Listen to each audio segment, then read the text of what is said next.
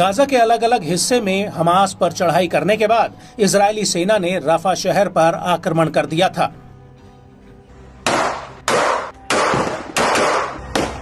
रफा Gaza के भीतर इकलौता ऐसा शहर था जहां पर 10 लाख से ज्यादा लोगों ने शरण ले रखी थी और रफा पर हमला करने को लेकर अमेरिकी राष्ट्रपति जो बाइडेन ने पीएम नेतन्याहू को चेतावनी दी थी कि रफा पर हमला करना इजराइल के लिए बहुत महंगा पड़ सकता है। लेकिन नेतन्याहू ने बाइडेन की एक नहीं सुनी और रफा पर हमला कर दिया।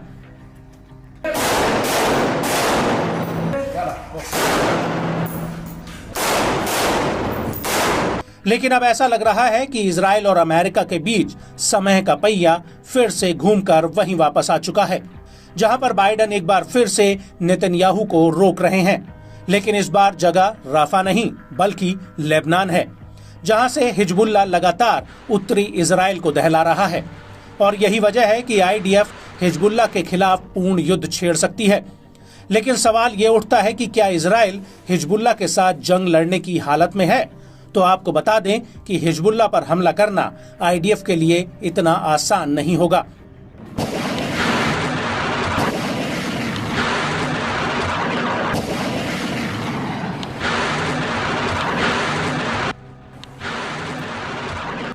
और ये बात हम नहीं कह रहे बल्कि खुद अमेरिका ने इजराइल को चेतावनी देते हुए कहा है कि वो हिजबुल्लाह के खिलाफ जंग से दूर ही रहे। लेकिन बड़ा सवाल यह है कि आखिर अमेरिका ने ऐसा कहा क्यों है? तो आपको बता दें कि अमेरिकी अधिकारियों का कहना है कि अगर इजराइल हिजबुल्लाह से जंग लड़ता है तो उसका एयर डिफेंस सिस्टम आयरन डोम पूरी तरह से धराशायी हो सकता है, क्योंकि हिजबुल्लाह के पास ड्रोन, मिसाइलों और रॉकेटों का एक बड़ा जखीरा है।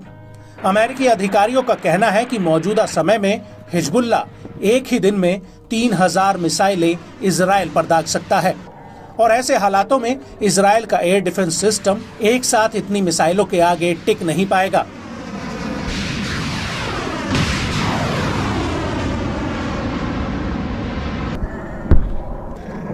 मीडिया रिपोर्ट्स के मुताबिक हिजबुल्लाह के पास 1,20,000 से लेकर 2 लाख तक मिसाइलें हैं।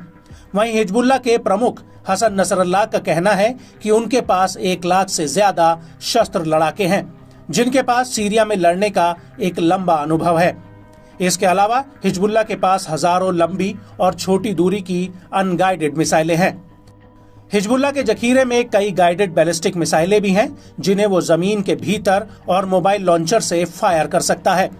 और इजराइल के लिए सबसे बड़ी मुसीबत हिजबुल्लाह के कामिकेज ड्रोन है, जिन्हें बीते समय में Israeli air defence system intercept नहीं कर पाया था।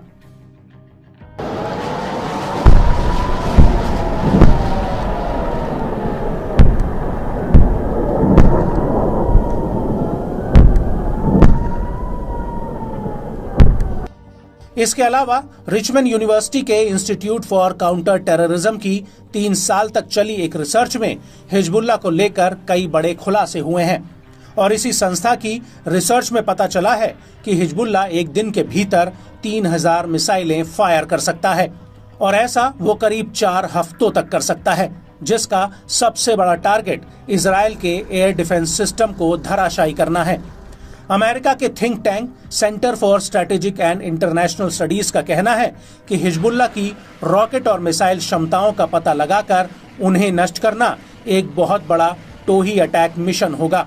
इसके अलावा अमेरिकी थिंक टैंक की रिसर्च में ये भी पता चला है कि हिजबुल्लाह इजराइल की घनी आबादी वाले इलाकों पर हमला कर सकता है, क्योंकि उसके पास कई लंबी और कम दूरी पर हमला करने वाली मिसाइलें हैं और इजराइल के लिए सबसे बड़ी चुनौती हिजबुल्लाह की आने वाली मिसाइलों की संख्या होगी, जिन्हें जानबूझकर इजराइल के एयर डिफेंस सिस्टम को नष्ट करने के लिए बनाया गया है।